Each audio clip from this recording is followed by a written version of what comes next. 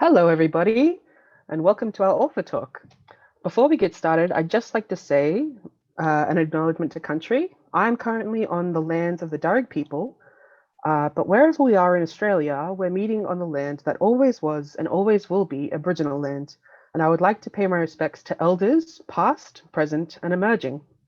So today we'll be talking with Larissa Behrendt, who's agreed to talk about her lovely book, After Story. Hello, Larissa. Hi, how are you? Good. How are you? Living my best lockdown life. I'm very happy to be with you this evening. I've been looking forward to our chat. So have I. I'm glad that you could be here, and I'm sure everyone that's joining us today are super glad too. So, would you like to get us started by telling us a little bit about your book? Yeah, I guess at the heart of it, I see it as a story about a mother and a daughter. That's the central relationship. So Della and her daughter Jasmine. And it looks at the impact of a murder in the family of Della's other daughter, Jasmine's older sister, Brittany, in the family 20 years before, when Brittany and Jasmine are both children. So Jasmine now as an adult is trying to, I guess, come to terms with the complexities of her relationship with her mother that's caused by the ongoing grief of that. And I decided to set them on a literary tour of the sites of England as a way of getting them to explore their relationship and find out a little bit more about themselves. So maybe that's a good summary of where to start. I know there's a lot more in it than that, but at the heart of it, it is a mother-daughter story. At least, yeah, that was great. So, why did you choose to have the book from the perspective of both Nella and Jasmine? That's a good question. I felt like uh, it was richer to see it from both sides. I thought there were things I wanted to say about what it would have been like to have been a child in Jasmine's position dealing with Brittany's loss and being the child that feels abandoned by the impact of grief in a family. And of course, it felt like it was always Della's story to tell in that way as the mother of that child. And I kind of like the way that as both of them being First Nations women in the same family, um, that they would have very different worldviews and life experiences. So we have Jasmine, who's university educated, goes from the country town to become a lawyer, and her mother Della stays in the town, very much connected to that place, and sees the world very differently. And she's a smart woman, but she's not, she's not book smart, but she's worldly. And I really liked the idea of being able to play with both perspectives and thought it would give us two lenses through which to look at some of the issues and the complexity of the relationship. It really was. When I read the book, I thought it was amazing to get both sides of the story and Yeah, having and I those love two it perspectives. sometimes to just play with the same event and for two people to see it differently. And I think that's a real family thing. Like you can have a dinner with 10 people from the family, and then there are 14 different stories about what happened at that dinner. And I kind of love that bit about our storytelling, that, the myths within our family or the events within our family can be told really differently. It really is. Pardon me. So, a lot of Indigenous literature contains a child who goes missing or mysteriously passes away. Why do you think that is? Oh, look, I think there's a strong theme through all cultures about the importance of children and protecting children. And it's certainly true in our culture. And I only choose two cultural stories, or people call them Dreamtime stories, but I choose two cultural stories to explore in the book. And one is the type of story that we have that's really a part of our law, LORE, that looks at the penalties for not looking after children. And so there's a strong strand through that. And of course, it becomes such an important motif for us because of our experiences with the stolen generation, that being really a defining issue in all our families. Even if we aren't the ones who've been removed, we're often, like myself, the daughter and granddaughter of people of that generation. And we know enough now about intergenerational trauma to know how that affects us. Or if you're part of the family that stayed, you've got family that's been removed. So you can't get away from that defining experience, the impact of that policy.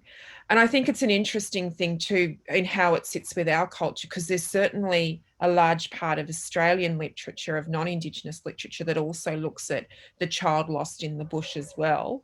And there it's a very different thing. There I think it's very much about the, you know, an exploration of the psychological issues of being on a country that's not your own and feeling vulnerable there, and perhaps still trying to, you know, not feeling like you're of that place.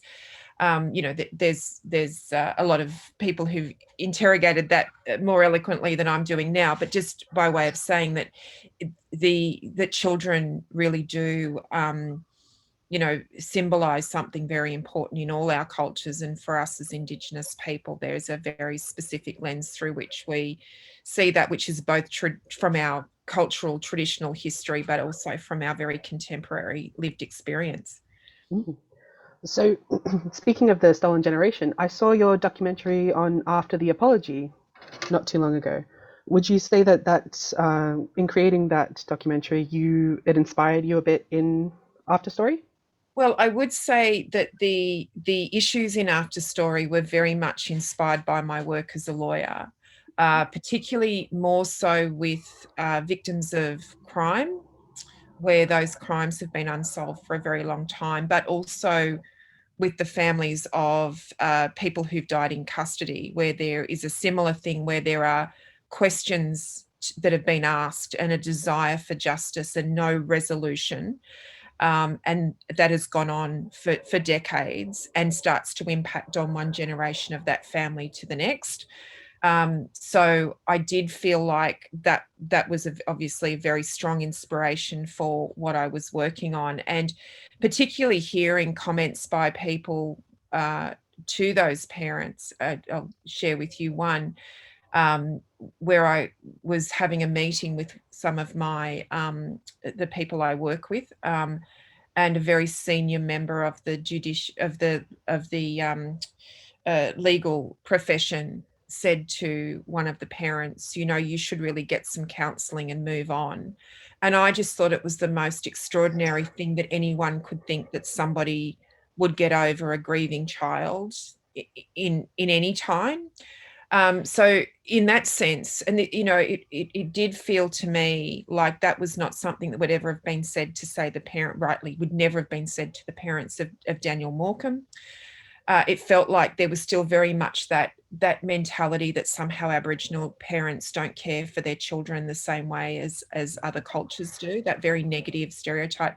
And I do see that very much in my work with child protection, where there's a sense that any issue a child is having, without ever investigating it, and obviously I look at that in the documentary about how skewed that decision making is, how biased it is, with really devastating results. But there's a similar thing going on about that. And I worked on another film, not as a director and writer, but as a producer, called In My Blood It Runs, which is, I think, still on ABC iView, about a little boy in Alice Springs. And when I was working with the family on that film, and with a very talented filmmaker, Maya Newell, she sort of worked with the family to say to them, you know, what are the main messages that you want people to know about how vulnerable a boy in Alice Springs is? And their first thing was, we want people to know that we love our children. And it was almost heartbreaking to hear that they felt that that was a message that non-Indigenous Australia needed to hear. And I guess that they were some of the things in my work that drew me to wanting to really explain it. It's similarly to how we hear about, you know, well, stolen generations was a really long time ago, so why are people worrying about it now? I just felt really drawn to wanting to show just how complex it is, but you know how, you know, and how amazing and resilient and inspiring people who've lived through that can be. Mm. I'll definitely have to check out that other documentary. It Yeah, runs In in My my Blood It Runs. yeah. I'll have to take a look at it. So, although After Story deals with the aftermath of tragedy, grief, and loss, it's still filled with hope and a better understanding of the importance of family. And as Jasmine says, amongst loss, amongst loss, you need to hold on to what you still have. Did the pandemic help inspire these themes, or just your life experiences in general? Well, I'm going to confess that I have taken a long time to write this book. So I was well underway before the pandemic came along. So I can't use that as a moment of inspiration. But I guess what I do see, in all the areas that I work in, whether it's in the legal area or more broadly when I'm working with Aboriginal communities, and it's been my own experience too, that there is that amazing sense of love and connection and humor. And maybe it's a survival thing, maybe it's a healing thing, but I see people in my community, especially older people who've lived through extraordinarily difficult, painful things, and yet still have optimism, still have generosity, still have love. um, and still have a wonderful sense of humor, and maybe that is part of the magic of how you get through it. But it does feel like that doesn't get seen. And again, this in a little way comes back to some of the legal work, but I feel like this is a really important thing from my own experience. I see how people in child protection will look at an overcrowded house, which I grew up in one of those, because there were always cousins who were in trouble, who were sent to stay at my place because my mum would sort them out. So it wasn't unusual to have a lot of people in our very small house and people passing through. And on my holidays, I'd get sent to places like Wallaga Lake Mission, where I'd be, people would look from outside and think, here are kids running wild, because we'd spend one night in one house and one night in another house. But we looked after each other and everyone knew where we were. And I never felt more looked after and loved than when I was in those environments. And I know how safe I was. So there was a sense of really wanting to show people that when we're looked at from outside, we can seem really chaotic, but there is so much love there. And I guess I'd just make one other point about how people judge harshly. They look at the disadvantage in Aboriginal communities and they see poverty and they equate it with neglect. And those two things are not the same. You can have enormously difficult circumstances, but you are still fed every night, you are still clothed, and you are loved and you are educated. And I guess I wanted to explore that. I see that very strongly actually in the work of Tony Birch, who obviously grew up in similar circumstances in a different situation in a different part of the community. But I read his work and I see those same thematics of the chaotic world that's around you that other people see, but actually within that, as a child, you have relationships and love and you're provided for. And I felt like that was something that I really wanted people to see and understand. I really think that came across really well in your book as well. I myself grew up in a big family of Indigenous people, and similarly, we would have cousins come live with us, or we'd go live with my nan for a little while, and it would be, a 3, 4 bedroom house, and there would be 15 of us inside the house, and it was all very. It was a lot of people in a small space, but everyone worked. All the adults definitely worked really hard to make sure we were cared for and well fed.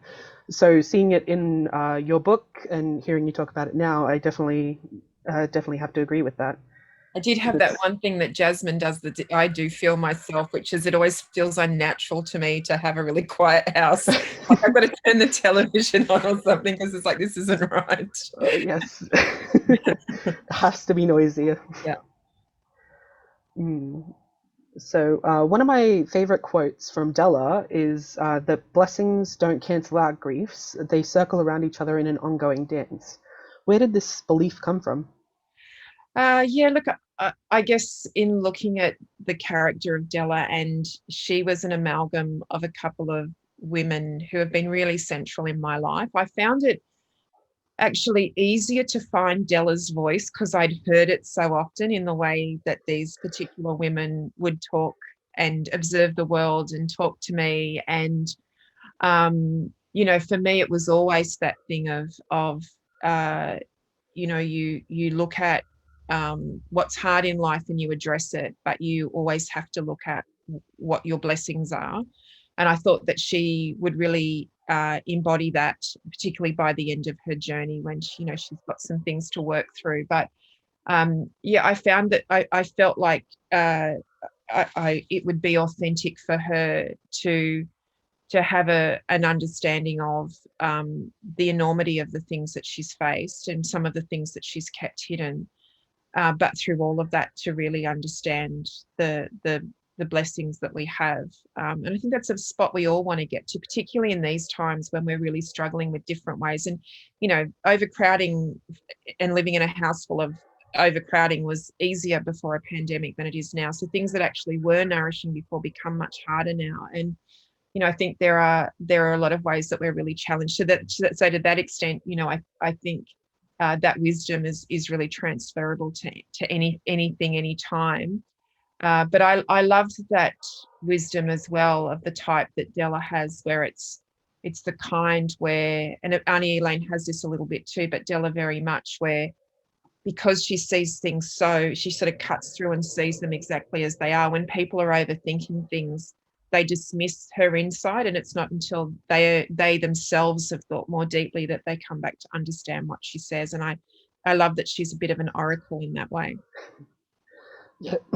Wow. I really like Della's character for her straightforwardness and her to the point. It very much reminds me of the older women in my family. So it really captured that. Thank you.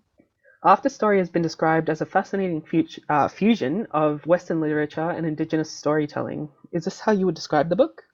Well, I guess what I would say was that it was a deliberate choice to look at both. And as you can see from my bookshelf behind me, I am a lover of books. And I did grow up reading that English canon, just as Jasmine did. And I loved those stories. I I learned a lot about the world. And I think that's a really important thing to understand. As a young Aboriginal girl, I learned a lot about understanding class and the unfairness that can be structured into society by reading Dickens.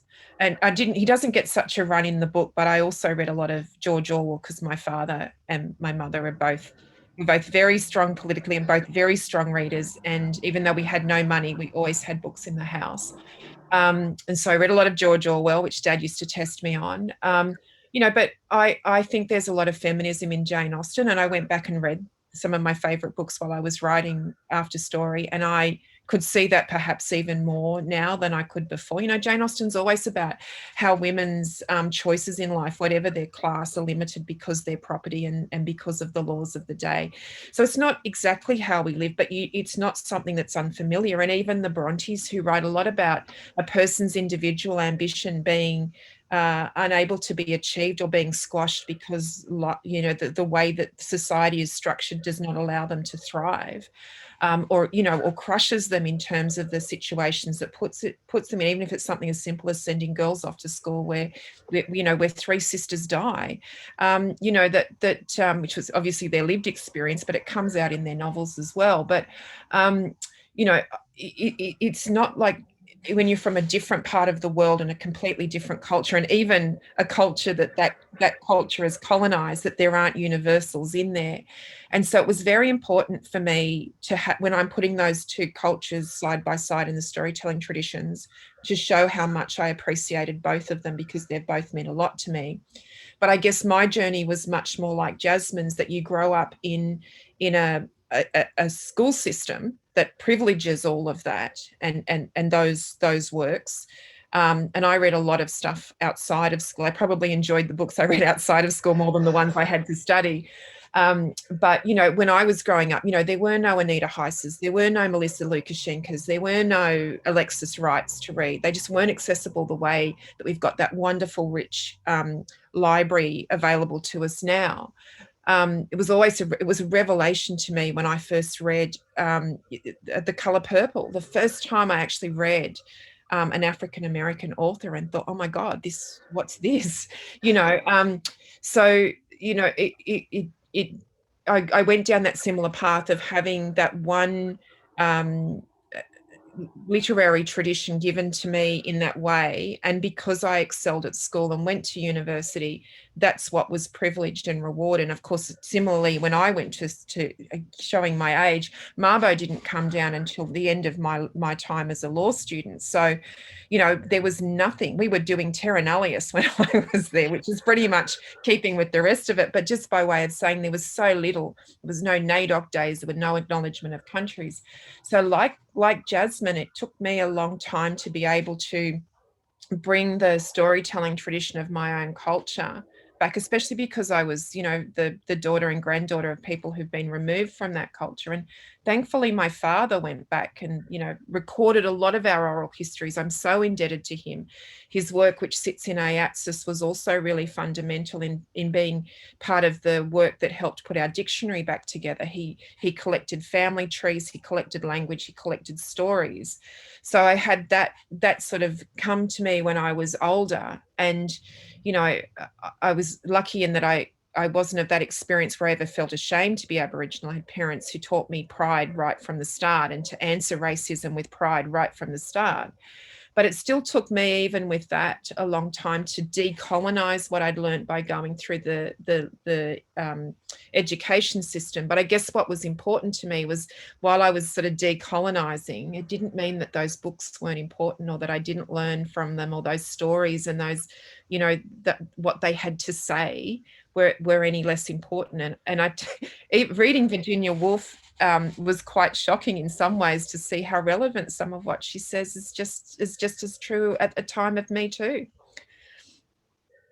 That was actually a very surprising element of your book. I wasn't expecting to learn so much about women in literature, especially because growing up, I mostly read books that were written by male authors. So a lot of it was from a male perspective. So having all of these new authors, even though I knew about them, having your book explain them to me was really informative and amazing. Oh, glad.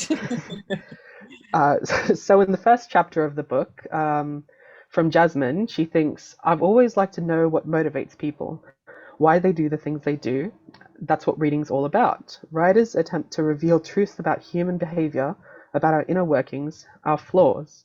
Is this something that you also believe, and is this what you believe all writers attempt to do in their works?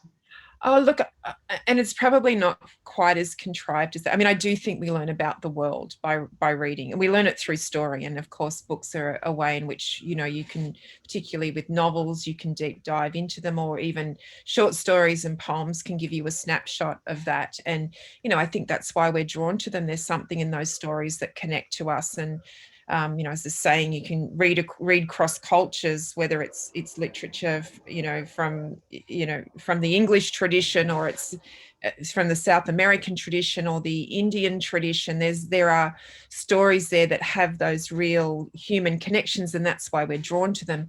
And I think as writers, we write about things because what we're writing about is important to us. And I think we're drawn to stories in particular ways. And I have to say, I never do it consciously. I don't think, oh, well, here's a set of ideas I've got. I tend to find that there's something in the story that's brought me to it. And sometimes I don't even know what it is until quite late in the day. Obviously I said, that the seeds of this story, in terms of what the story beats were, and the structure of the story, and the what happens in the story, was quite inspired by cases I'd worked on, and even the case that Jasmine works on before she leaves was inspired by cases I worked with as a very new lawyer.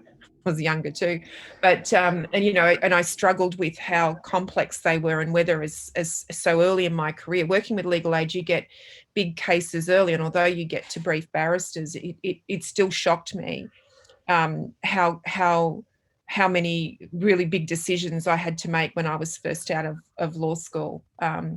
So that there's that sense of having that thing. So I was drawn to that, but I guess just going to your point about why what are we trying to say when we write? I had a lot to say about that intergenerational trauma and grief. And, I was always telling my publisher, Madonna Duffy, I say to her all the time, this is the least autobiographical thing I've written, because it's all about my legal cases. And, about 18 months before I finished the book, I was having that same thing, because the manuscript was still over, it was very, very late. And I was, this is what I'm writing, and it's about this, and, doing my little spiel.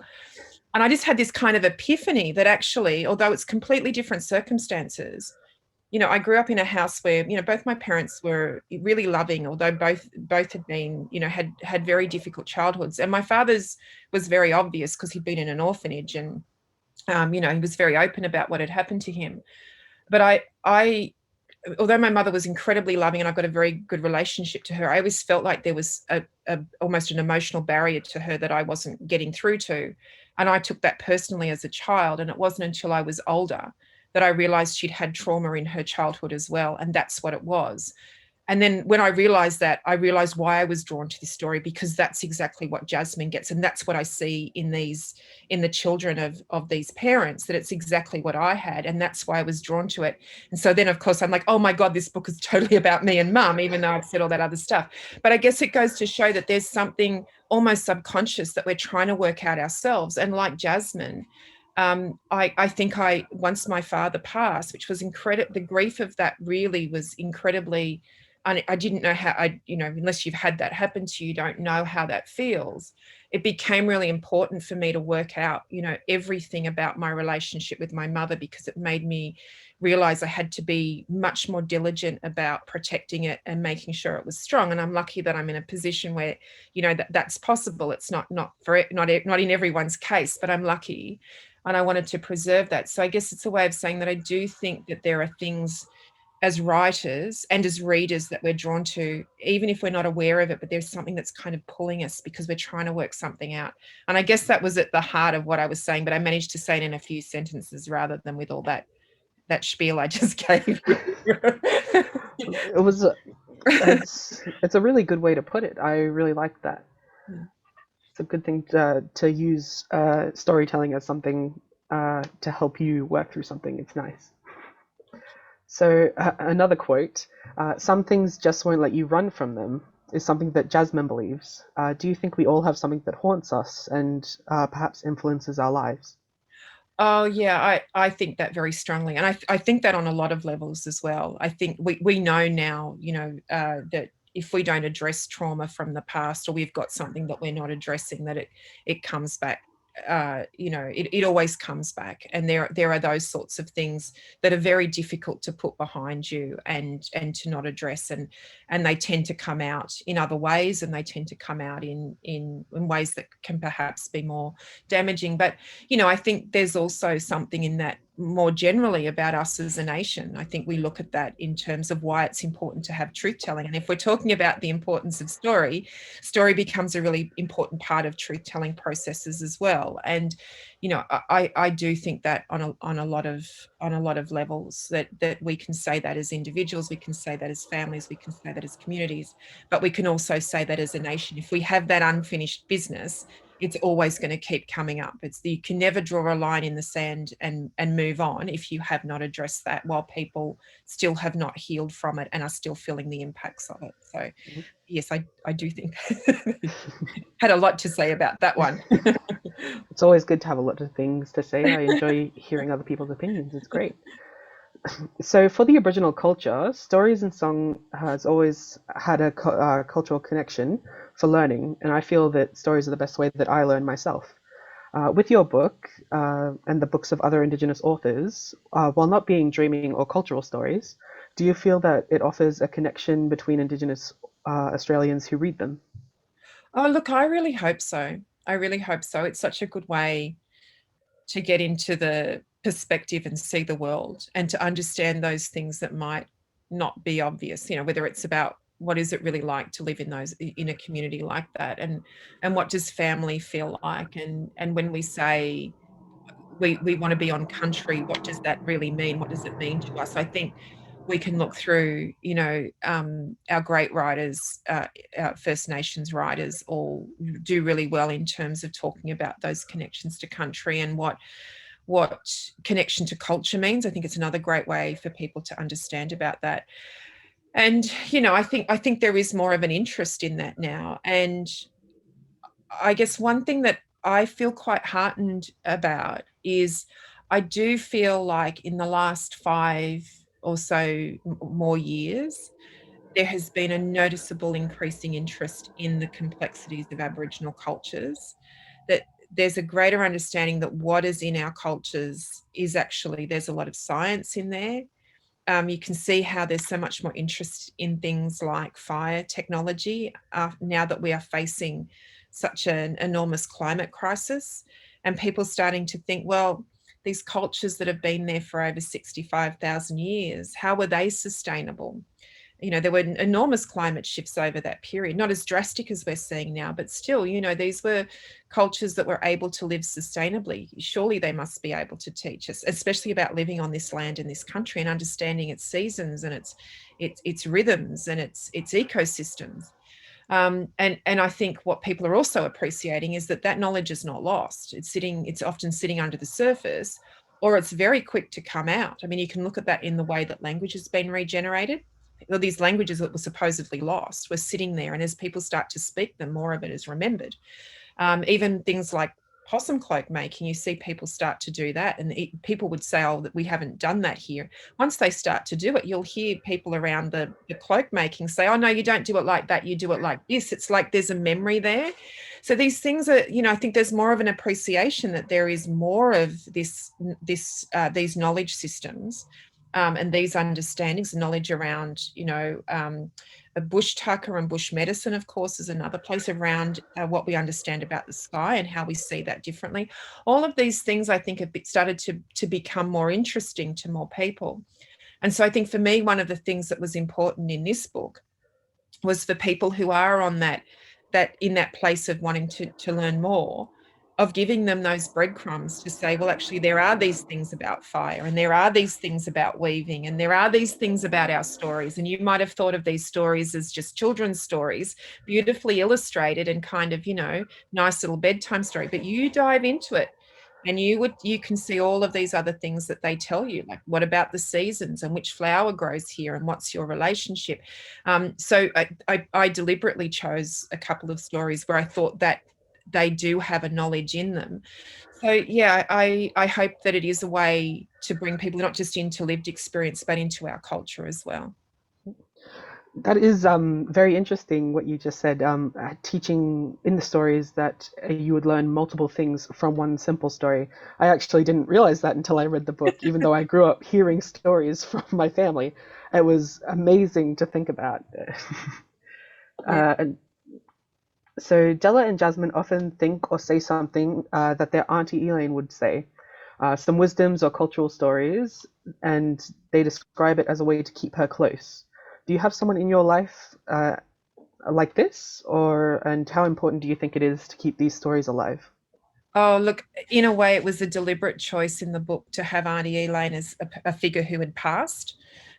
Because I wanted it to be kind of a warning about how precious those knowledges are in our elders, and that we need to be recording them, and we need to be listening now. We need to be writing them down now. We need to be learning them now. And it was also important because, obviously both Della and Jasmine have memories of Auntie Elaine, and there are a myriad of ways. I won't spoil the book if people haven't read it.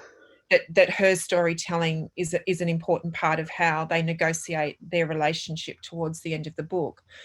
And she was an amalgam of a couple of other women, including an Auntie Elaine, whose loss affected me very deeply. But she is an amalgam. I'm very lucky that having had so many relationships in the Aboriginal community across different parts of where I've lived and worked, I've had several Auntie Elaines in my life, and I just find them extraordinary. And anyone who's had connections with Aboriginal communities or big families knows these matriarchal figures, who are the ones who do all of the community work. They'll be the ones who go and get the bus. They'll be on the land council. They'll be the one doing the care packages at Christmas time. They know who all the kids are. They know who's not turning up to the medical service. So they'll go get that person and take them for their appointment. I mean, these are extraordinary women whose storytelling is only one way that they weave back together. And I love the idea that she's so strong in terms of the role that she plays, that she's even able to play that after she's passed on. But there was another thing too in that, there is an important arc that Della goes on in the story, where as the person on the book tour, the one person who's never read any of the books, everyone else knows them. Everyone else knows them backwards. The only way Della's ever knows the stories is if she's seen a television adaptation, which is how a lot of people. I mean, and it's just this last weekend, I went and watched a BBC adaptation of one of those books. We love the stories, but, that's how she's seen them. So in that sense, she's seen as, you know, the least educated. But at the end of it, at the end of her journey, she is the most confident storyteller. And a part of that is finding her voice by her relationship on the tour with the white woman from Mossman, who is the first person who starts to ask Della about her heritage. And as she channels Auntie Elaine, well, what would Auntie Elaine say about that? She starts to not just, you know, find her voice through Auntie Elaine, but she finds her own, you know, she finds her own voice by doing that. And in a way, because Auntie Elaine's passed, it's actually Della's turn to step up. So it's the first part of her going into her own journey into being an elder in that community. But, you know, and I love the idea of that being her arc. There's a moment in the book where the stories swap, where Della, instead of being the first voice you hear of a day, is the second, and that was the kind of quiet marker of her becoming the finding her voice. So there were lots of ways I played with the role that Auntie Elaine played. I never know if I'm giving too much away about the book if people haven't read it. There's plenty of other surprises in there if you haven't. You can never have too much about a book. So some authors put a little bit of themselves into their characters. Did you find yourself relating more to Della or to Jasmine while writing the story? I have to say, I very much was much more with Jasmine. Della and Elaine were inspired by other people. And interestingly, I actually found them easier to write than I found Jasmine. I found her the hardest, and I liked her the least. And I struggled with her, so there was obviously a lot of internal stuff going on there. Yeah. So and actually in the book is there's also a kind of sense that Della does go into the next phase of her, you know, as I said, sort of set her up to be going on her path to eldership. And Jasmine does have some important realizations, but I very carefully crafted her because of her age, particularly, that there is still a lot that she needs to learn about herself. So, you know, for example, she's very critical of the amount that Della has relied on alcohol as a crutch for her trauma. But the discerning, astute reader would have realised that she drinks just as much, and at no time does she ever reflect on her own behaviour. So I deliberately wanted to construct her as somebody who does have some very important understandings and realisations and growth, but actually we've got a character, because as she would be naturally, has a long way to go. So maybe there's a bit of that in me too. Sort of feel like I've still got a lot to learn. But she was much more of my world. So it was interesting that I found her harder to give voice to. It's probably self-critical. So when looking at Jasmine's character, it shows the struggle of wanting to be successful and moving away from her family, and the disconnect from her culture that happens. Do you think that that's something that many Indigenous people struggle with in today's culture? Yeah, I do. And it's probably not quite that it's just the moving. Obviously, with a lot of young people who move from the country to the city for their education in a range of ways. So that is an experience. But I guess what I was really interested in looking at with Jasmine is the counterpoint for her is actually not Della, but it's her sister Leanne. Leanne would have been the middle sister, so with Brittany's death becomes the older sister of the two of them. And what I've really done with the two of them, you know, Leanne is very outspoken. She's very unapologetic. She's not book smart. She's really street smart. Unlike Jasmine, who's always tried to be quiet and fit in and be a good girl, you know, Leanne doesn't care. She actually probably really enjoys the fact that she shocks people, and she's never been apologetic about who she is. And this is a source of great embarrassment for Jasmine. And I was really interested in the way that we often as Aboriginal people can get colonised by this dichotomy that's set up within the broader society, within Australian society, about good Aborigines and bad Aborigines, and what a trap it is for an Aboriginal person to be treated like a good one.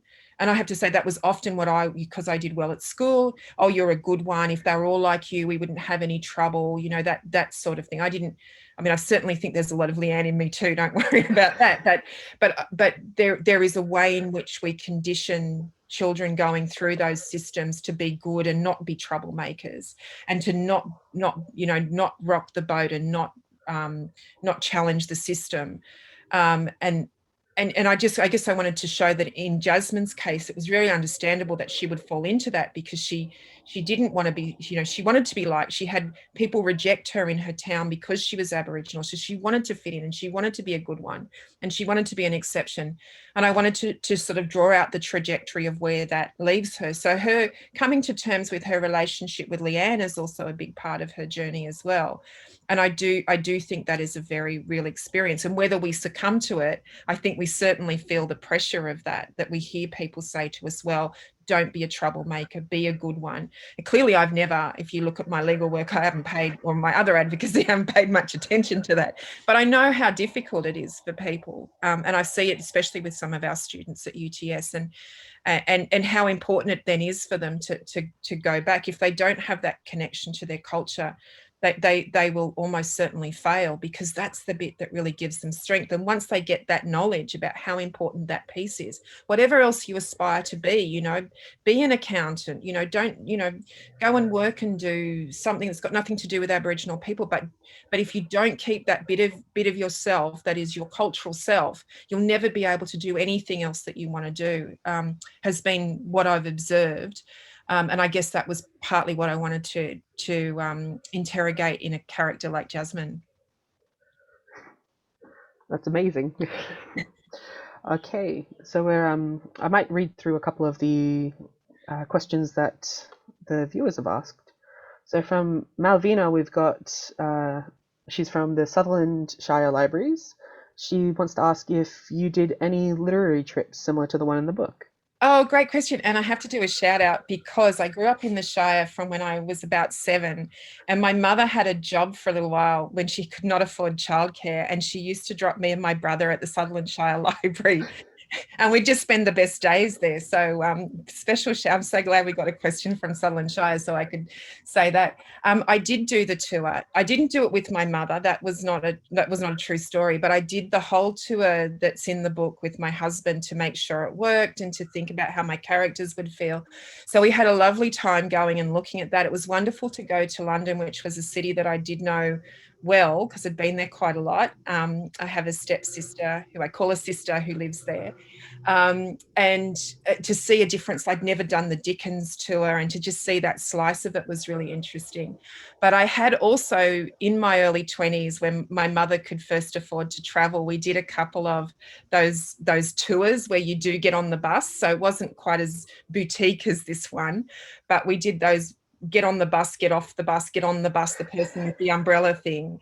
And I just thought, it was so, we were together all the time. And luckily we get on well and we didn't fight, but it struck me as a writer that they were it was the best place to put your characters, because you couldn't escape each other. So most of the characters on the tour were fictional, but the Boston sisters were actually based on 2 real people that Mother and I came across on one of our travels, which was many, many years ago, but obviously they left quite the impression. So there was a fair bit of that research. And I loved going to those places and thinking, well, what would Della think about this, even more than what would Jasmine think about it? Another question from Katie in the Kiama Library, I believe it's pronounced. In My Blood It Runs were the books in the classroom of, oh my gosh, I'm sorry if I pronounce this incorrectly, Dujuan, that the teacher used actually the ones that are in there, i.e. the 1960s History of Australia book. I think I know which is much easier if you've seen the film to know what and so, yes. So there's a scene in My Blood It Runs where Duan is in the classroom and they are using a textbook that has some stuff about Captain Cook and coming to Australia, and he has to do the kind of rote learning. And that actually was what happened. And it is the power of documentary that we didn't construct a single thing about that. And obviously it's easy to play with story in an edit, and you can kind of, when you see these things like the behind the scenes at Idol or the Real Housewives, they give people a bad edit or a good edit or a stupid edit. They make them look stupid. So there's a lot that can happen in editing, but when you do this kind of observational documentary and you capture a scene like that, that is not constructed, so it actually happened. And I love the power of documentary for that reason, because if I had have written that in a script or a story, you would never have believed that that would happen in Australia today. But when you see it and it's actually happened, then, you know, it's kind of an oh my God moment, and a kind of mobilizing moment. So yes, absolutely, that really did happen. So it's a good question. I'm sorry that you haven't seen the film to know what that was all about, but you're very good at asking a question when all of that was a mystery to you. I'll definitely have to check Exactly it out just to understand this I knew question. exactly what you were asking. It's good that Good someone job. did. So we have a question from Sabine. What would Auntie Elaine say about what's going on in the intervention? Which you've been inspired to write a book and story about the intervention, which would be appealing to the mainstream to read and learn more and become engaged and speak out against human rights violations happening through the intervention. Well, I guess one thing I'd say is that Auntie Elaine is very much of her place in her community. So obviously there was probably a different, and I would say where the intervention has happened, the Auntie Elaine types have been the fiercest in terms of advocating for their community and standing up for what's wrong. You think of somebody like Rosalie Kunith Monks, for example, or Barb Shaw in the town camps. So the women across the territory have been those matriarchs that have really stood up for what's been going on there. And there's a lot of Auntie Elaine Auntie Elaine could have been inspired by a lot of those women. You know, I think the thing about the Auntie Elaines is Auntie Elaine wasn't somebody who wrote, neither was Della. Della starts to write and very much engages with those stories. They're quiet storytellers. I like to think that it's the role of the Jasmines to go out there and write the books and capture the stories and be, in a way, it's an apprenticeship to be listening to those stories and to write them and to hear those voices. Similarly, like being a filmmaker, providing the space to give voice to people like that, like with After the Apology, where you're providing a forum to give somebody else a chance to speak their truth and to tell their story. That as younger people, it's almost like an apprenticeship to be listening and taking that on board. There's a concept that I explore in the book about deep listening, which is about hearing what people are saying and really listening. And that's what that's what we do as younger Aboriginal people. That's culturally our role to do that.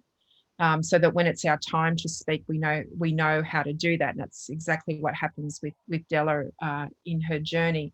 So I would like to think that it was Jasmine who'd come back and do that work to capture the stories of those wonderful women and put something out about what's happened to them.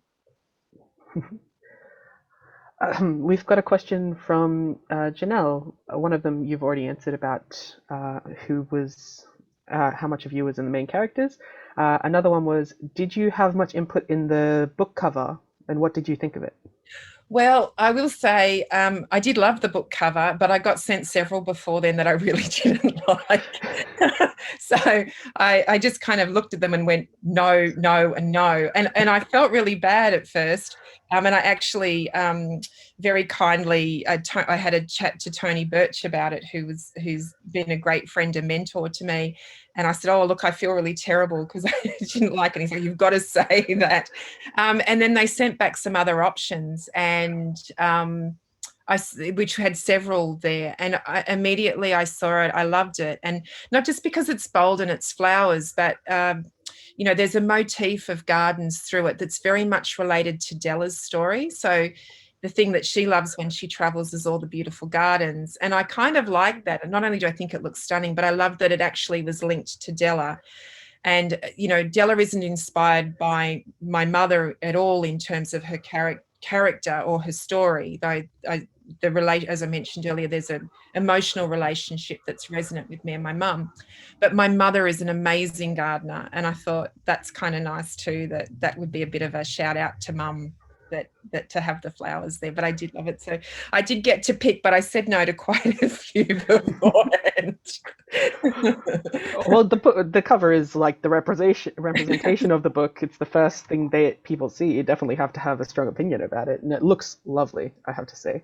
No, I did that usual thing of I don't want to offend anyone. So I was like, no, it's too important. Um, so, is there any particular reason that you chose the name Jasmine for one of your characters? This was from an anonymous guest. Well, maybe this was a bit of laziness on my part, but my middle name's Yasmin, which is YASMI. And I did feel like she was close to me. I did play around with quite a few names with it. And I just felt like she was such an amalgam of other people that I thought I should try and make it closer to me. And particularly her girlfriends are all amalgams of the cohort I went through university with, which included Anita Heiss, Terry Jenke, Sonia Stewart, and Philippa McDermott. So I had an amazing, and Robin Quiggin actually was also at University of Wisconsin. So just this amazing group of women there.